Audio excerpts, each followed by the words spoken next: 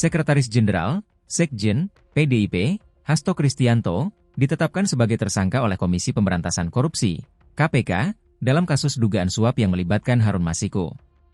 Presiden ke-7 Joko Widodo, Jokowi, pun memberikan komentarnya mengenai hal tersebut. Ia meminta agar masyarakat menghormati setiap proses hukum yang dilakukan oleh lembaga antirasuah tersebut. Ketika ditanya soal ihwal proses hukum penanganan Hasto yang sedang berjalan itu, Jokowi mengaku tidak tahu. Karena ia menegaskan, sekarang ini sudah pensiun sebagai presiden, sehingga tidak mengetahuinya dengan pasti. Sebelumnya, Hasto ditetapkan tersangka dalam kasus dugaan suap pergantian antar waktu, PAW, anggota DPR yang melibatkan Harun Masiku. Sebagai informasi, Harun Masiku merupakan politikus PDIP dan ex-calon legislatif partai yang menjadi tersangka kasus suap tersebut. Dalam kasus ini, Hasto dijerat pasal 5 ayat 1, huruf A atau pasal 5 ayat 1, huruf B atau pasal 13 UU Tipikor Yungto pasal 55 ayat 1, pertama KUH Pidana. Diketahui, kecukupan alat bukti menjadi alasan KPK menetapkan Hasto sebagai tersangka. Hasto ditetapkan sebagai tersangka dalam pengembangan kasus suap yang menjerat ex-caleg PDIP Harun Masiku yang hingga kini masih menjadi buron.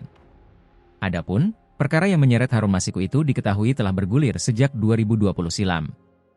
Di mana, KPK butuh waktu 5 tahun untuk menetapkan Hasto sebagai tersangka dalam pengembangan kasus Harun Masiku. Ketua KPK, Setio Budianto, menerangkan lembaganya menemukan kecukupan alat bukti dari hasil pemeriksaan, penggeledahan, hingga penyitaan.